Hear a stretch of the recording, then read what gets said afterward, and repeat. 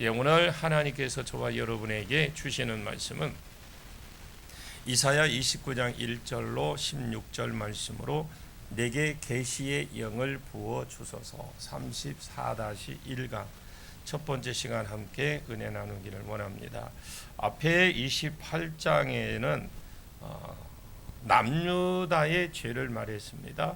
그리고 그 앞에 27장까지는 종말론 대해서 말했고 28장은 남유다의 죄를 다시 했는데 남유다의 죄는 이사야 1장 3절에 나오는 것과 똑같은 말입니다.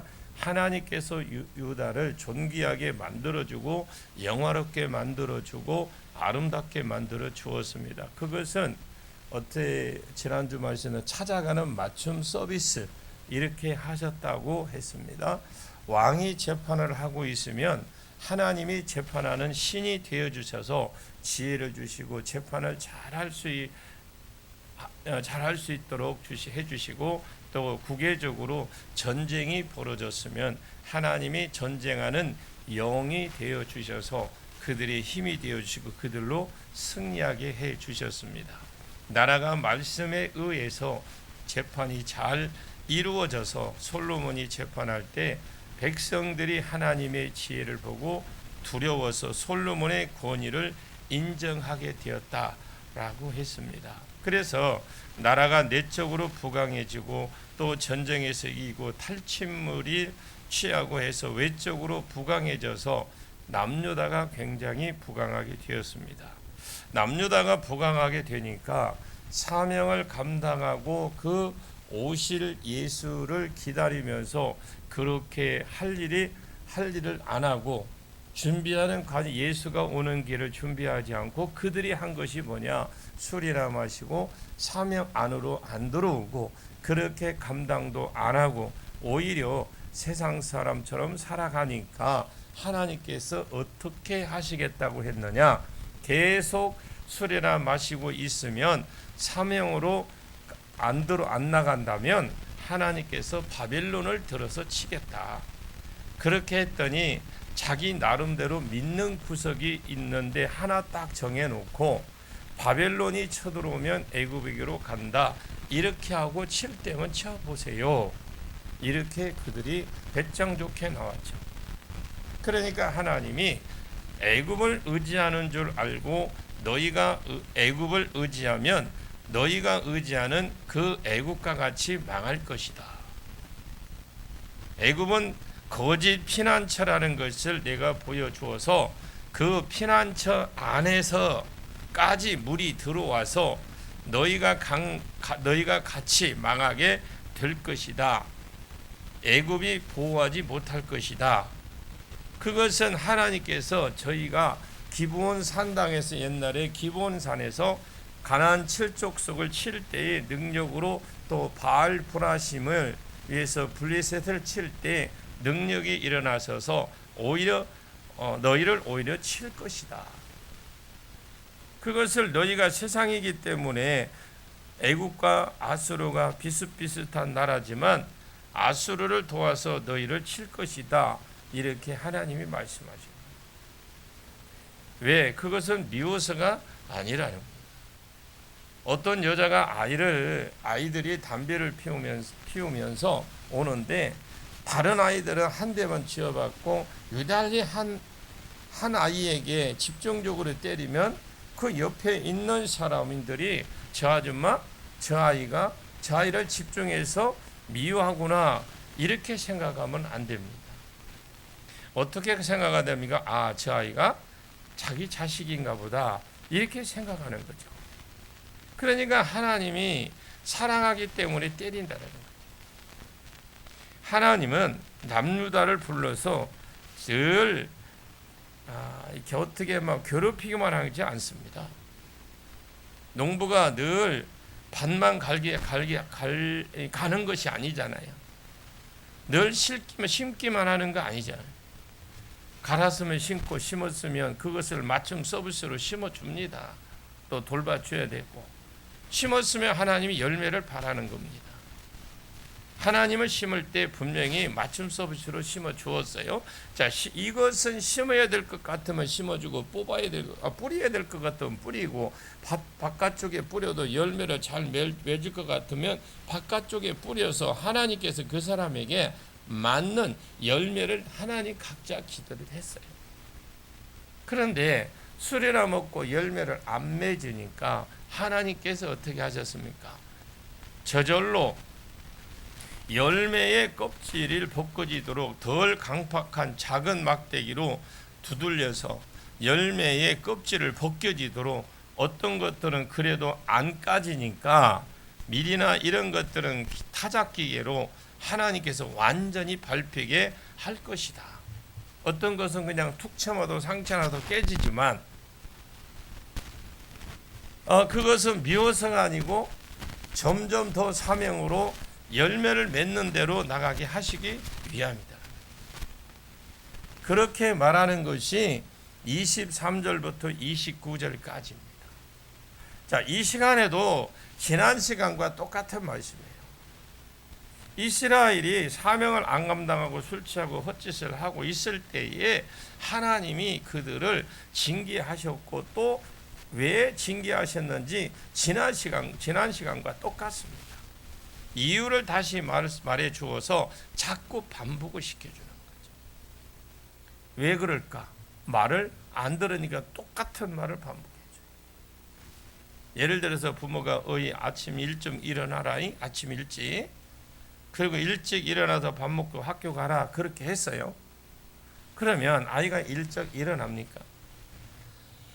자고 있는 아이를 깨우면, 엎어 있는 걸 깨우면 옆으로 자고, 또 옆에 있는 걸 깨우면 엎어지고, 또 그러면 계속 또 보면 또 잡니다.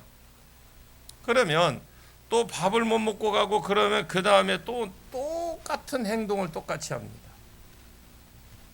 자기 전에 내일 아침 좀 일찍 일어나서 밥 좀 먹고 학교 가라. 그러면 엄마가 맨날 아이들을 들을 때 뭐라 합니까?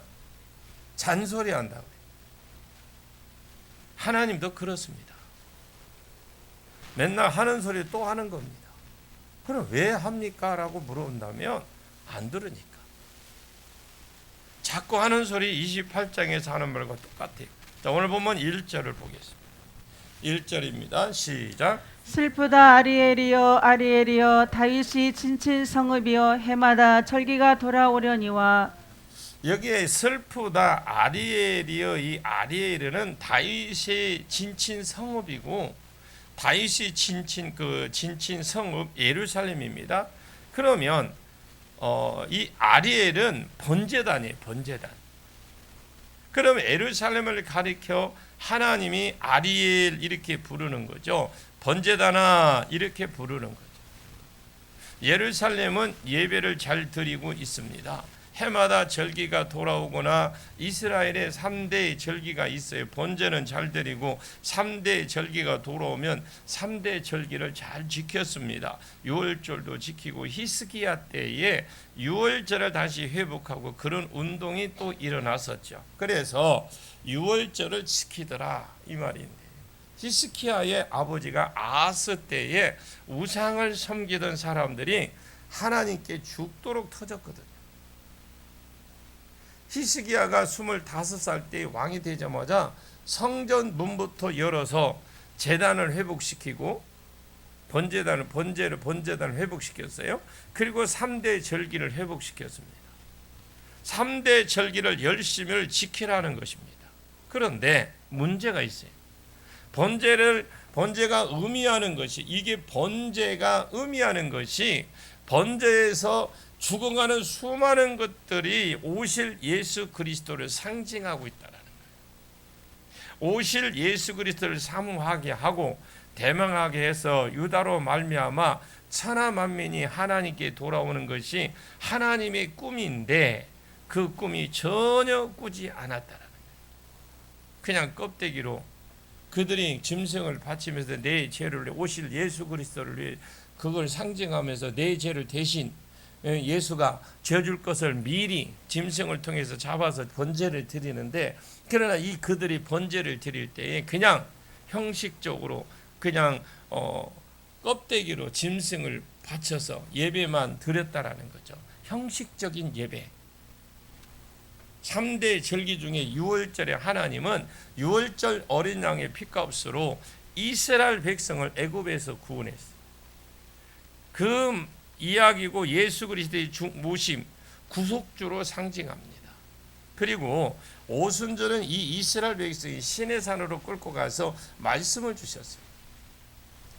신약에서는 성령을 주시겠다고 약속했고, 그래서 자기 백성을 말씀과 성령으로 은혜를 주신 하나님이십니다. 그 하나님은 전혀 기대하지 않아요.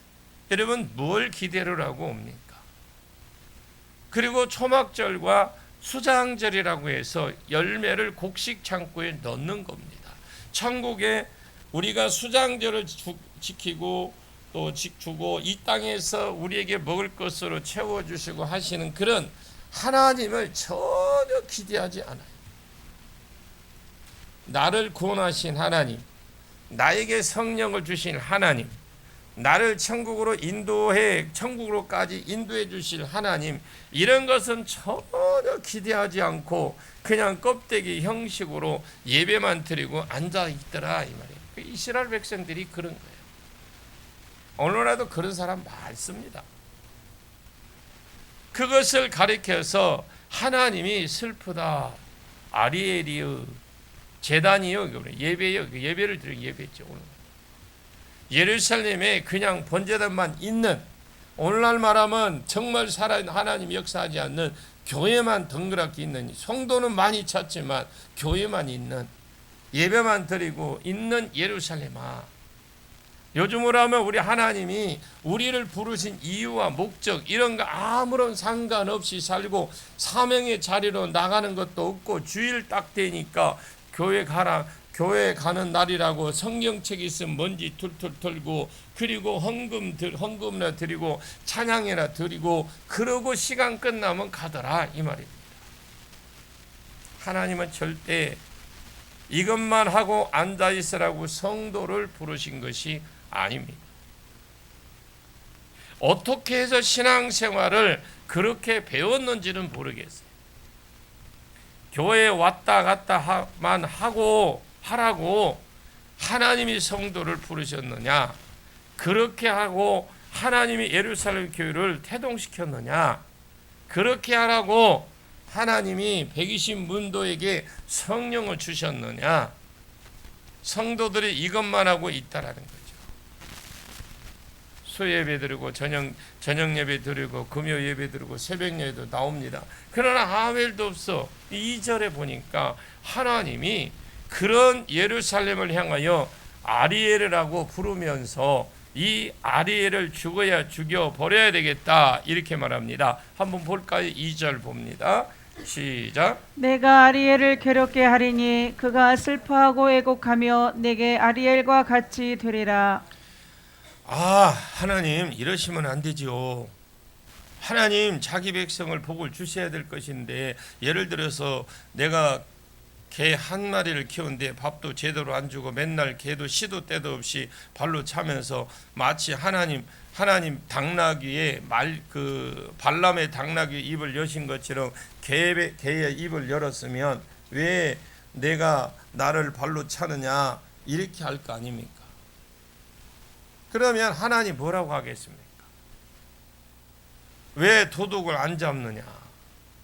이렇게 하는 것과 똑같다는 거죠. 그냥 예배만 드리는 거예요. 내가 아리엘을 괴롭게 하리니 그가 슬퍼하고 애곡하며 내가 아리엘과 같이 되게 하리라 그랬죠. 2절을 다시 한번 읽어보십시오. 시작. 내가 아리엘을 괴롭게 하리니 그가 슬퍼하고 애곡하며 내게 아리엘과 같이 되리라. 지금 내게 아리엘과 같이 된다라는 말은 번제단에서 제사를 드려야 되니까 늘 번제단 불씨가 꺼지지 않게 해라. 아멘. 불씨가 뭘까요? 오늘날 기도입니다. 그래서 늘 불씨가 있어야 되는 곳이 교회입니다. 제단이다. 그러니까 예루살렘을 전쟁이 일어나서 불사르게 하겠다라는 거죠. 성막에 가면 특히 번제단 앞에는 늘 피비린내가 끊어지지 않습니다. 번제단에 뿔이 있는데 여기에 번제로 드린 소나 양의 피를 바르고 그리고 번제단 밑에 쏟아져 버리는 이런 작업들을 늘 하기 때문에 번제단 밑에는 주위에 늘 피비린내가 돈다고 보시면 돼요.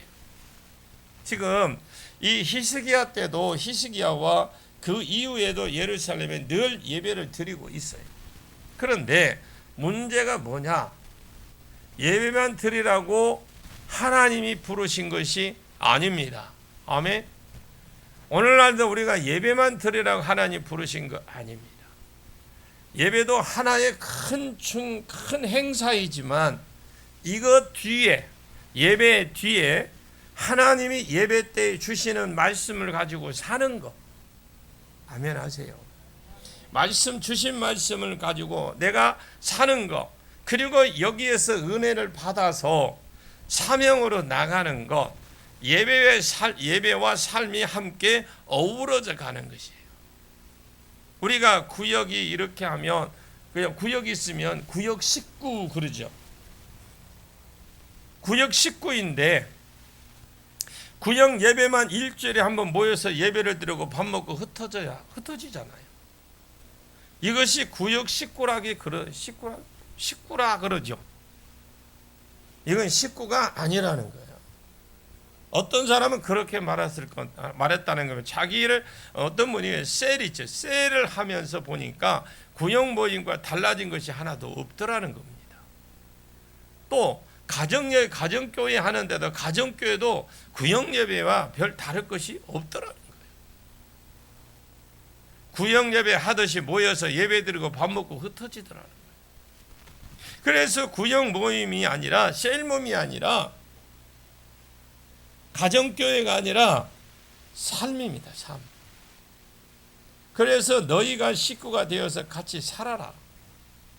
서로 개입해주고 서로 또 은혜를 끼치고 세워주고 넘어졌으면 시험이 들었으면 세워주고 병이 났으면 찾아가주고 병원에 입원했으면 병원에 찾아가주고 그래서 셀 몸이 아니고 셀의 삶이다. 구역의 삶이다. 이 삶과 연결이 돼야 돼. 구역이면 구역만 모임만 하고 있으면 그건 은혜가 없는 교회겠죠. 구역장이 분명히 죽은 구역장입니다. 함께 식구가 되어서 삶을 나누고 있으면 그건 좀 분명히 아름다운 구역이라고 할 수 있겠죠. 하나님은 교회에 왔다 갔다 하는 이것만 하라고 불러주신 거 아닙니다. 하나님은 분명히 우리를 부르신 목적이 있어요. 그러나 하나님이 원하는 목적 이것이 안 되니까 하나님이 내가 너희를 어떻게 하겠다고 하십니까? 하나님이 이스라엘을 괴롭게 한대요. 이건 말이 안 됩니다. 그래서 슬픔과 애통을 하게 치겠다. 그래서 내가 아리엘과 같이 되게 하겠다. 내 성읍이 불바다가 되고 내 성읍이 피비린내가 넘치는 곳이 되게 하겠다. 지금 하나님이 그렇게 말을 해요. 한번 3절 보겠습니다. 3절과 4절 두 구절을 한번 보겠습니다. 시작. 내가 너를 사면으로 둘러 진을 치며 너를 애워 대를 쌓아 너를 치리니 내가 낮아져서 땅에서 말하며 내 말소리가 나직히 티끌에서 날 것이라.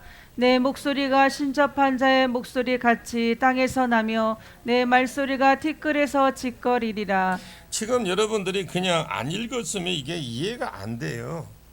몇 번 읽은 사람은 이게 알쏭달쏭하면서도 이해가 안 됐지만 이 말씀이 들으면 눈 크게 한번 떠보세요. 눈 좀 크게 한번 떠봐요. 졸지 말고 벌써 졸면은 이제 시작인데. 여기는 대는 토성을 말합니다. 토성. 이게 우리가 이 신앙이 안 되니까 늘 신앙생활 하면서도 긴가민가 재미가 없는 거예요. 지금 여기에서 말하는 것은 임시성이다. 임시성. 전쟁이 일어나면 적군이 에워싸고 성 높이만큼 토성을 쌓잖아요. 적 넘어가려면 토성을 쌓아야 될 거 아니에요. 그래서 성 안으로 진입을 하는 거잖아요.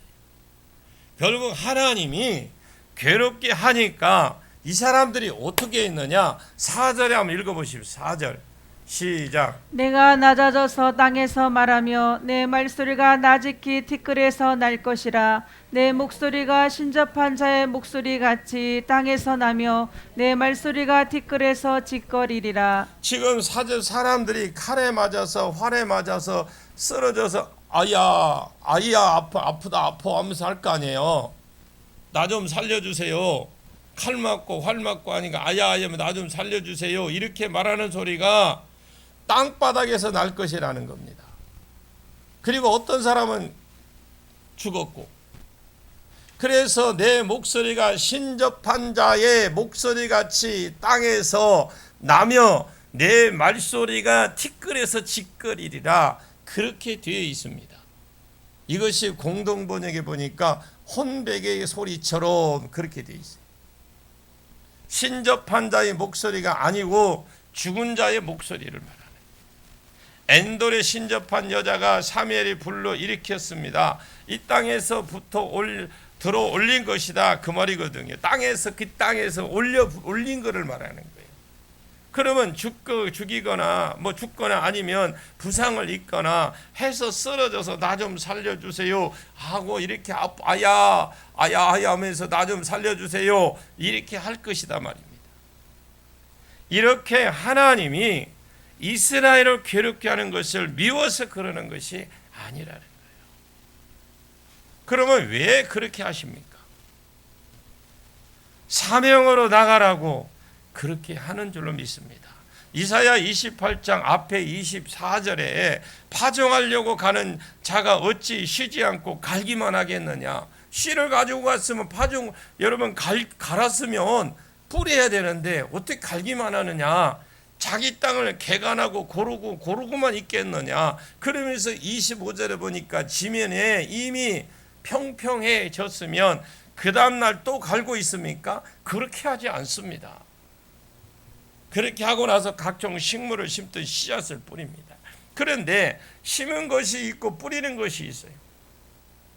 이사야 28장 25절에 소해향을 뿌리며 대해향을 뿌립니다. 소맥, 대맥 이런 것들을 줄지어서 맞춰 심죠. 그 귀리나 이런 것들은 잘 크기 때문에 그냥 가서 적당하게 뿌리고 심습니다.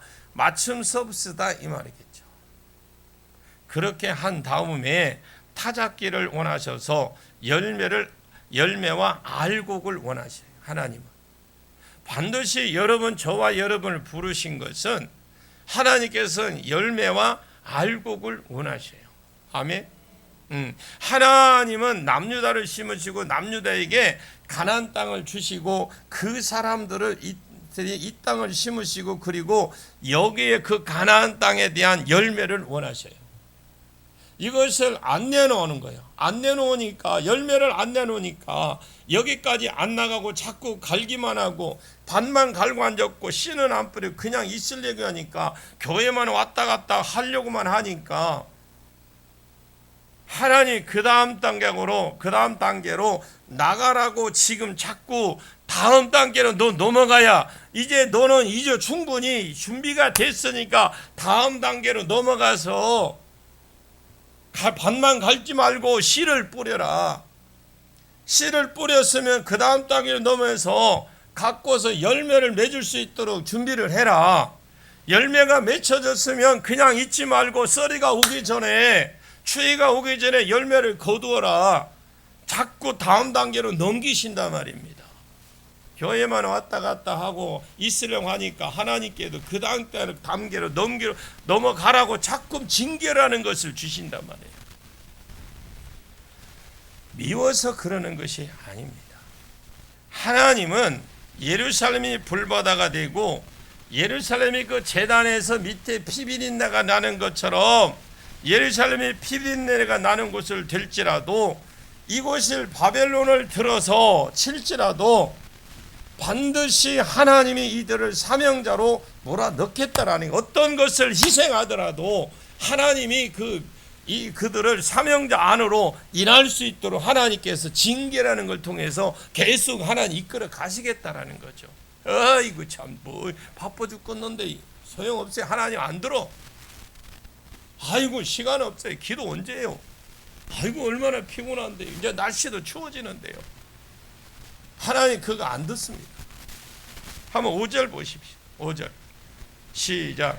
그럴지라도 내 대적의 무리는 세미한 티끌 같겠고 강포한 자의 무리는 날려가는 겨 같으리니 그 일이 순식간에 갑자기 일어날 것이라. 그럴지라도 내 대적의 무리는 그랬죠. 만약에 잘 들으셔야 됩니다. 이거 여러분들 놓치면 이거 안 돼요. 성도가 성도의 자리로 나가지 않으면 어떻게 되느냐? 5절에서 8절부터 그 말이에요. 5절에서 8절까지. 만약에 성도가 사명의 자리로 나가면 누가 어떻게 되느냐? 대적들 바벨론을 들어서 칠 것인데 그 바벨론은 어떻게 되느냐? 그 말이겠죠. 그럴지라도 내 대적의 무리는 세미한 티끌 같겠고 강포한 자의 무리는 말려가는, 그러니까 말라가는 거 있죠. 곡식 말라가는 그 뭐 겨 같도다 그랬어요. 바벨론 세력이 보통 강포한 것이 아닙니다. 그런 무리는 날려가는 겨같이 티끌같이 순식간에 갑자기 일어날 것이라. 순식간에 갑자기 흩어버리겠다라는 거예요. 하나님은 지금 누구에게 사랑이 있으시고 누구에게 관심이 있느냐? 바벨론이 잘되게 하려고 하나님께서 남루다를 치는 거 아닙니다. 바벨론을 더 강하게 두고 잘되게 하려고 남유다를 치는 것이 아니에요. 남유다가 사명의 자리로 열매를 맺는 자리로 나가게 하려고 지금 그러고 계시는 거예요. 이해가 되시면 아멘 하십시오. 만약에 열매를 맺는 자리로 나가기만 한다면 내 대적이 아무리 강할지라도 너를 정복한 사람이 아무리 센 사람이라도 하나님이 티끌같이 바람 앞에 겨같이 한꺼번에 순식간에 아멘 좀 해봐. 한꺼번에 순식간에 깜짝할 사이에 확 날려버리겠다. 사명의 자리로 나갔을 때 흩어버리겠다. 그들. 한번 6절 볼까요? 시작. 만군의 여호와께서 우레와 지진과 큰 소리와 회오리 바람과 폭풍과 맹렬한 불꽃으로 그들을 징벌하실 것인즉. 우레 그리고 지진, 큰 소리, 회오리 바람, 폭풍, 또 뭐요? 맹렬한 불꽃, 그들을 징벌하실 것인즉. 이 큰 소리라는 말은 아무도 거역할 수 없는 큰 음성을 말해요. 예를 들어서 하나님이 바벨론에게 바벨론아 너 망해라 이렇게 이야기했다면 바벨론이 아니 왜 그러십니까? 이렇게 할 수 없더라는 거예요. 하나님은 어떤 자의 아들을 데리고 가는 것을 보았어요. 근데 그 자식을 데리고 갈 때 하나님 이 핏덩이가 무슨 죄가 있다고 그러십니까? 그렇게 말할 때 그것은 어쩔 수 없다라는 거예요. 다윗이 낳은 자녀가 7일 만에 죽었어요. 그때 다윗이 죽기 전에 금식까지 했습니다. 그 자식 살려보려고. 그러나 어쩔 수가 없었죠. 하나님이 데려간다고 말해버리면 그것은 벌써 끝난 것입니다. 이스라엘은 아이가 태어나서 8일이 되면 할례를 합니다. 할례를 받아야 하나님의 백성이라는 표시가 있는 자식인데 그럼 7일 만에 죽었다는 것은 하나님이 왜냐 내 백성이 아니다라는 거예요. 다윗이 안타까워하는 것은 7일 만에 죽은 그것이 더 마음이 아팠다라는 거죠. 그것이 큰 음성이다 이 말이에요. 뭐 소리를 크게 질러서 음성이 아니고 다윗이 가장 마음이 아팠던 것은 그 아이가 7일 만에 죽은 거예요. 7일. 허허 이제 양쪽으로 난리가 났어요. 지금 이제 잘 졸고 왜 그렇게 피곤하십니까? 양쪽으로 지금 난리가 났어요. 지금 바벨론이 아무리 여러분 세고 덩치가 크고 조직이 강해도 하나님 앞에 상관이 없다라. 아시겠습니까? 하나님이 죽여버리겠다. 자 7절과 8절 보겠습니다. 시작. 아리엘을 치는 열방의 무리 곧 아리엘과 그 유세를 쳐서 그를 곤고하게 하는 모든 자는 꿈같이 밤의 환상같이 들으니 줄인 자가 꿈에 먹었을지라도 깨면 그 속은 여전히 비고 목마른 자가 꿈에 마셨을지라도 깨면 곤비하며 그 속에 갈증이 있는 것 같이 시온산을 치는 열방의 무리가 그와 같으리라. 그래서 누구든지 아리엘을 치는 자는 이 아리엘이 정신을 못 차리면 치더라도 가만히 안 놔두겠지만 아리엘이 두들겨 맞고 나중에 이후에 사명의 자리로 나오고 정신을 차린다면 아무리 센 자라도 징벌하겠다라는 그렇게 사명의 자리로 나오는 자를 건들면 하나님이 그냥 안 두시겠다라는 거예요. 여러분, 사명의 자리로 나가십시오. 거기에 머물러서는 안 됩니다. 어린아이처럼 계속해서 조금만 하면 그냥 마음이 상하고 그렇게 하면 안 돼. 지금 어린아이가 아니에요. 젖병은 이미 내려놨어. 그러면 뭔가 이슈에도 단단한 것도 먹어야 되고 좀 힘든 일도 헤쳐나가고 지혜롭게 헤쳐나가야 됩니다. 머물지 마십시오. 머물지 마시길 바랍니다. 주님이 그렇게 하면 징벌하겠다. 그를 곤고하게 하는 모든 자는 꿈같이 환상에 밤의 환상같이 되리니 이 꿈과 밤의 환상을 8절에 써놨어요. 보십시오. 8절에 보셨는데 요즘은 사람들이 배고픈 것을 별로 경험 못하겠지만 옛날에는 배고픈 시절이 있었어요. 옛날에는 저녁에 밥을 먹으면 가만히 숨만 쉬고 있다가 자야 되지. 그래서 저녁에 활동이라도 가면 금방 소화가 돼버려요. 그래서 아이들 저녁 먹으면 불을 딱 꺼버려. 일찍 재워. 왜? 저 배가 너무 고프니 배 꺼지지 말라고. 오늘날하고 완전히 그래. 저녁 먹지 말고 저녁에 운동해야 된다고 실컷 밥 먹어놓고 밤에 야밤에가 운동하잖아. 완전히 반대로 돼버렸어. 밥을 먹고 나서 친구들은 놀아버리면 저녁에 잘 때까지 배가 또 고프니까 고구마라도 먹여야 되고 하니까 자꾸 양식이 축나니까 못 먹게. 그런데 뭐 집에 뒤져봐도 먹을 것이 없는데 잠을 누구라도 없어. 아무리 뒤져봐도 없어. 그래서 그냥 자면 밤에 먹는 꿈을 많이 꾸잖아요. 그래 먹는 꿈이라도 꾸면 시커 먹죠. 지금 그 말이에요. 꿈속에서 배가 터지라고 먹는데 그때 잠을 누구라도 깨워버리며 상대적으로 배가 더 고프면 더 많이 허전해진다 이 말입니다. 꿈에 시커 먹었는데 눈 떠보니까 배가 꼬르륵 소리나고 더 힘들어. 지금 바벨론이 남유다를 포로로 잡아갈 겁니다. 그러면 하나님이 지금 남유다가 미워서가 아니라 사명으로 나가게 하기 위해서 바벨론이라는 징계의 도구를 쓰시고 계셔요.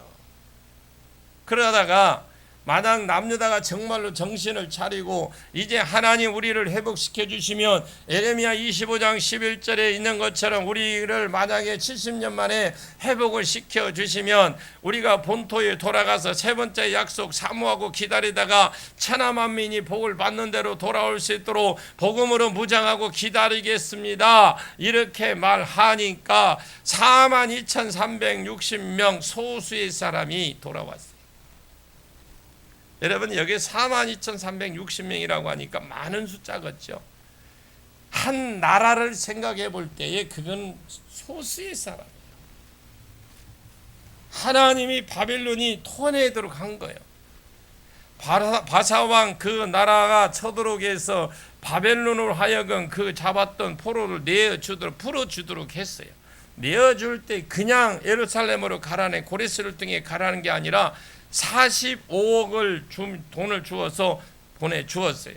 그래서 예루살렘을 잡아온 사람 온 것을 보람이 없는 것이죠. 그냥 꿈꾸다가 토해낸 것처럼 그대로 다시 토해내고 그대로 다시 보내도록 하나님이 만들어 주신 겁니다.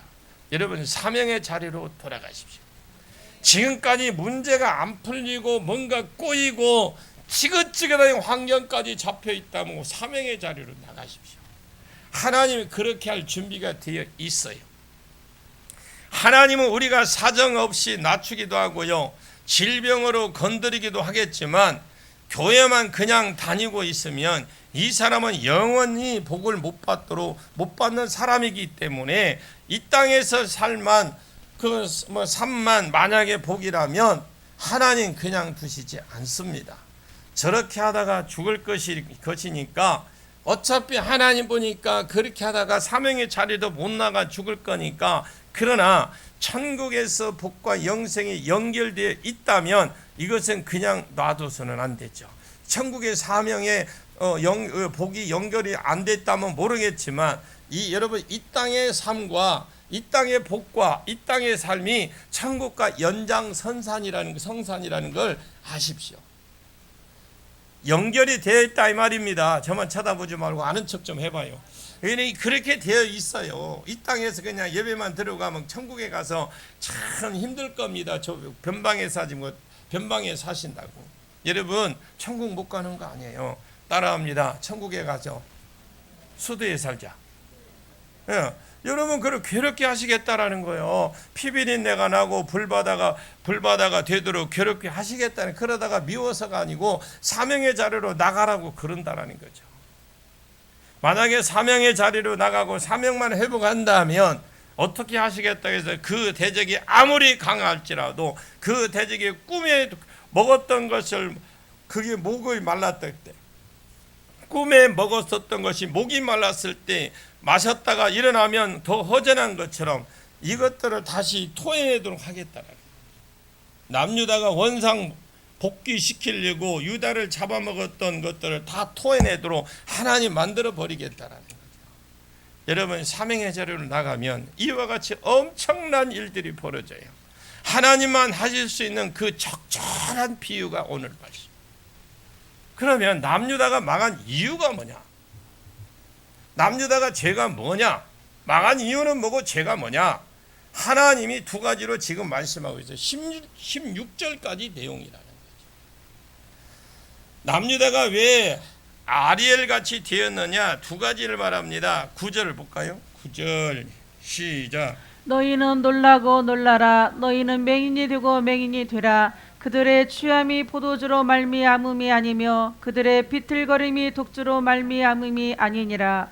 여기에 보면 본문에 그래요. 너희는 놀라고 놀라라. 너희는 맹인이 되고 맹인이 되라. 이 말은 맹인이 되어라는 말이 아니고요, 미련한 자가 되라는 거예요. 일곱 눈을 완전치입니다. 일곱 눈 하면 완전치에. 요한계시록에 보시면 어린 양이 서 있는데 그에게 일곱 뿔과 일곱 눈이 있더라. 이것은 전지하다 이 말인데, 그러면 소경이 되었다 이 말은 영적으로 무지한 자, 어리석은 자다 이 말입니다. 하나님이 자기 백성에게 이렇게 말씀하시면 안 되잖아요. 그런데 하나님이 자기 백성에게 에바다 열려라 이렇게 해야 되잖아요. 에바다 열려라, 영안이 열려라, 영안이 열릴지어다 이렇게 해야 되잖아요, 하나님이.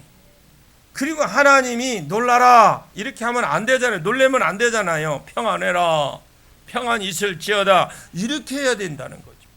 그런데 그리고 에바다 열려라 이렇게 하지 아니하고 인생의 맹인이 되어라, 좀 뭔가 좀 뉘앙스가 좀 뭔가 이상하지 않아요?